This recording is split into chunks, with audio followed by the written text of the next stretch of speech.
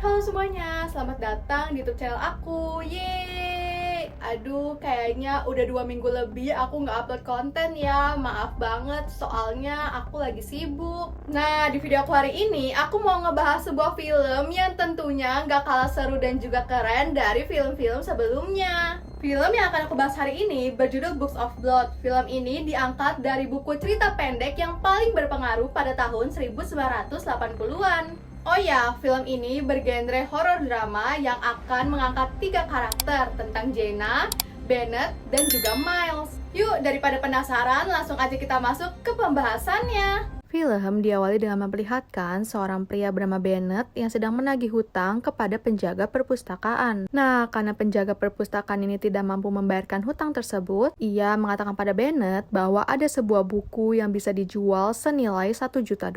Kemudian, Bennett pun pergi bersama supirnya Steve menuju tempat di mana buku itu berada. Scene beralih dan kita diperlihatkan dengan sosok seorang gadis bernama Jenna. Oh ya, sekedar informasi, Jenna memiliki sebuah penyakit di mana dia tidak bisa mendengarkan suara yang terlalu berisik. Jadi, dia harus mengonsumsi obat setiap malam. Nah, suatu hari Jenna memutuskan buat kabur dari rumah dengan membawa seluruh uang orang tuanya. Tapi di stasiun, Jenna ngeliat kayak ada bapak-bapak yang ngikutin dia gitu. Nah, di dalam bis, Jenna kan sibuk ngegambar nih. Tiba-tiba Jenna ngeliat ada bapak-bapak yang tadi dia temuin di stasiun dan ngikutin dia lagi. Akhirnya, karena ketakutan, Jenna memilih buat turun. Jenna pergi ke sebuah kafe untuk mencari penginapan dan akhirnya dia ketemu. Dan Jenna pun ketemu sama pemilik penginapan itu bernama Ellie dan juga Sam. Dia juga berkenalan dengan seorang pria bernama Gavin yang ternyata juga nginep di tempat itu. Jenna pergi ke kamarnya dan dia ngedengar ada suara di balik dinding. Cuman pas dia lagi menerka-nerka, tiba-tiba dia dikagetin sama si Ellie. Akhirnya Jenna diajak buat makan malam sambil cerita-cerita gitu. Dan Jenna ngeliat kayak ada kecoa. Setelahnya Jenna ngobrol bareng Gavin dan mereka janjian buat pergi ke sebuah kafe besok pagi. Dan sebelum mengakhiri percakapan, mereka sempat tukeran nomor handphone. Nah, di malam harinya pas Jenna mau tidur, dia ngedengar suara yang berisik lagi. Akhirnya dia tidur pakai handset kan. Tiba-tiba aja Jenna ngeliat ada Gavin yang mau menciumnya, cuman gak tau kenapa Gavin kayak langsung dibungkam gitu. Dan Ellie datang melepas handset milik Jenna. Ada Sam juga yang mengukur badannya. Tapi si Jenna gak bisa ngapa-ngapain karena dia ngerasa badannya kaku banget. Keesokan harinya Jenna pergi ke kafe nungguin Gavin, tapi si Gavin gak datang-datang. Akhirnya Jenna pun mutusin buat pesan minuman lagi kan. Tapi tiba-tiba Jenna ngeliat ada bapak-bapak yang kemarin. Karena takut, akhirnya dia pergi. Tapi si Jenna terus-terusan diikutin sama bapak-bapak itu. Untungnya dia berhasil pulang. Dan ya udah deh, dia bantuin Ellie petikin daun herbal. Nah, di sini Ellie cerita kalau dia punya anak dan juga cucu. Dan dia kepengen keluarganya tetap bersatu. Jadi kayak dia melakukan usaha gitu deh. Kemudian Jenna pun menceritakan alasan dia kabur dari rumah. Lalu Ellie kayak kasih Jenna nasihat dan nyuruh dia buat tinggal di rumahnya. Di sore harinya, waktu Jenna lagi beres-beres, tiba-tiba dia dapat pesan dari Gavin. Kayak Gavin tuh minta maaf karena gak bisa pergi ketemuan sama dia. Dan karena hal itu, Jenna memutuskan buat tinggal lebih lama di rumah Ellie. Saat malam hari, waktu lagi ngegambar, Jenna lagi-lagi ngedengar suara dari balik dinding. Akhirnya Jenna mutusin kayak buat ngecek, terus dia ngeliat kan kayak ada wallpaper yang robek. Pas dia buka, dia kaget banget karena ada tangan. Ya udah, Jenna mulai raba-raba deh tuh dan ternyata dindingnya bisa kebuka. Lalu Jenna ngeliat kayak ada infusan gitu. Dan waktu Jenna nyoba buat nyenterin, dia kaget banget karena ada manusia. Jenna berusaha untuk menghubungi Gavin, tapi Jenna nggak sadar kalau sebenarnya HP Gavin dipegang sama Ellie. Ellie membuka pintu dan langsung dipukul sama Jenna. Jenna berusaha buat kabur, tapi masalahnya semua pintu dikunci. Kayaknya sih emang udah disengaja ini mah. Dan Jenna nemu sebuah ruangan di bawah tangga. Cuman pas dibuka terus dia masuk, wah isinya mayat hidup semua guys. Berarti selama ini orang-orang yang nginep di rumah Ellie dijadiin bahan eksperimen. Pas keluar, Jenna malah ketangkep sama Sam dan dia langsung disuntik.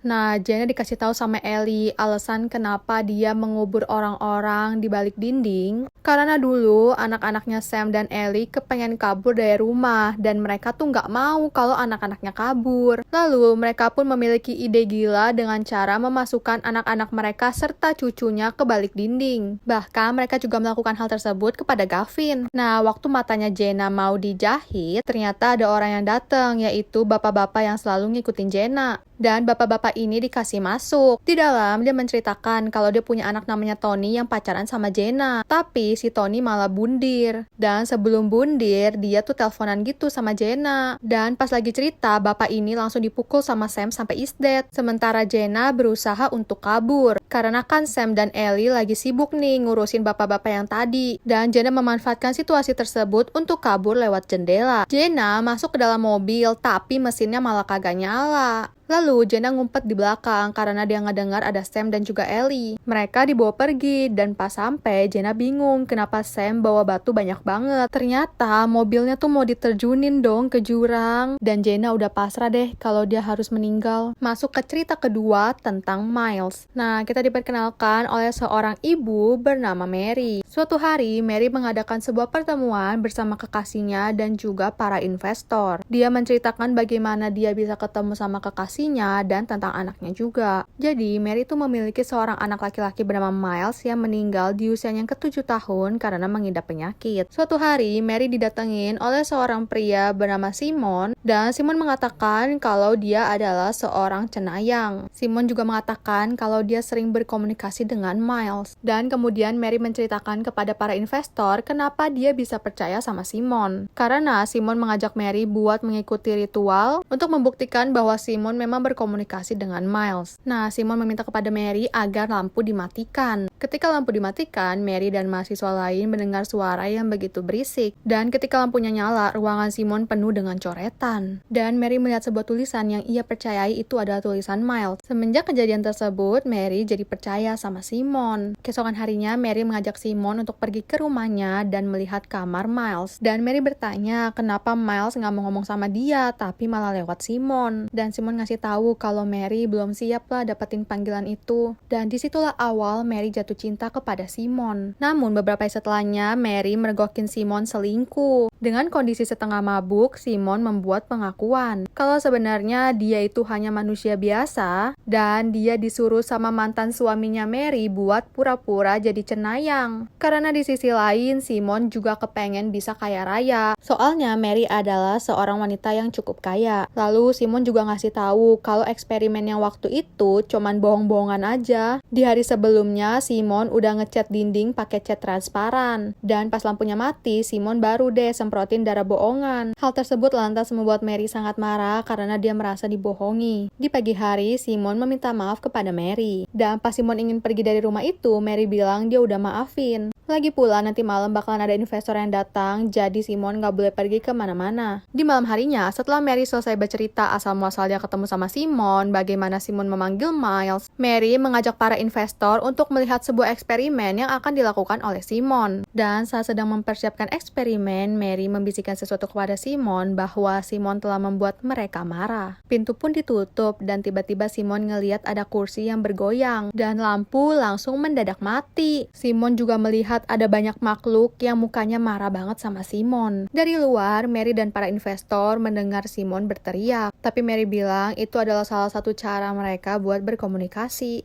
Gak lama setelahnya, pintu pun terbuka dan terlihat Simon yang sudah berdarah di sekujur tubuhnya. Kita masuk ke cerita ketiga tentang seorang pria bernama Bennett yang sudah kita lihat di scene awal. Nah, Bennett dan supirnya Steve pengen pergi ke sebuah tempat bernama Nevermore, di mana di tempat itu memiliki sebuah buku berjudul Books of Blood senilai $1 juta yang disebutin sama penjaga perpustakaan sebelumnya. Nah, ternyata kepergian mereka bertepatan dengan kepergian Jenna juga. Pas Jenna mau kabur gitu loh dari rumah, Bennett dan Steve pun berhasil tiba ke Nevermore, tempat yang disebut orang-orang tempat terkutuk. Nah, pas mereka lagi ngobrol tentang buku itu, tiba-tiba aja ada seorang gadis yang lewat, terus mobil yang dikendarai oleh Bennett dan juga Steve mendadak mati. Bennett akhirnya ngecek mobil itu kan, tapi tiba-tiba Steve ngedengar suara arwah ibunya. Ya udah, Steve langsung keluar dari mobil, dan Bennett yang ngeliat hal tersebut langsung ngikutin dia. Ternyata mereka pergi ke gereja. Dan Steve impulsif bunuh diri menggunakan pistol. Bennett langsung buru-buru kabur, tapi tiba-tiba aja mobil dia nyala sendiri terus mengejar dia. Bennett berhasil kabur ke sebuah rumah yang lampunya nyala sendiri. Di rumah itu Bennett bertemu dengan seorang wanita tua yang tak lain dan tak bukan adalah Mary. Dan Bennett bertanya tentang keberadaan Books of Blood. Dan Mary pun ngasih tahu kalau Books of Blood itu adalah Simon. Jadi, kalau kalian ingat scene di mana Simon bertemu dengan makhluk aneh,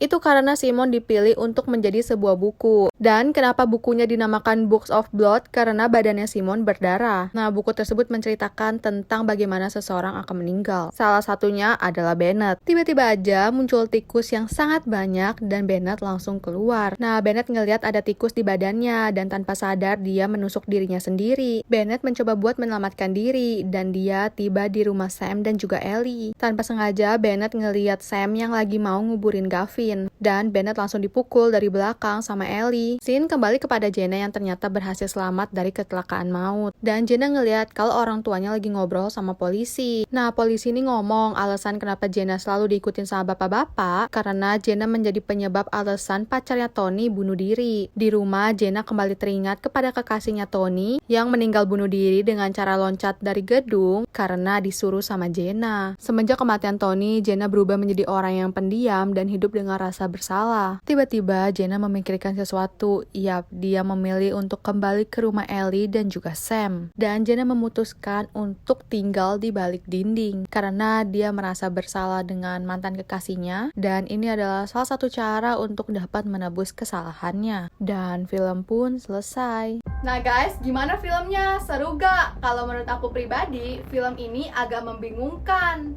Kayak sisi Miles, Mary, dan juga Simon masih nyambung dengan kisahnya Bennett. Tapi kalau Jenna agak beda gitu dari kisah mereka berdua. Tapi ya oke lah. Oh ya, aku juga mau ngucapin makasih buat kalian yang udah luangin waktu untuk nonton video aku hari ini. Jangan lupa komen di bawah, aku harus bikin video apa selanjutnya. Dadah!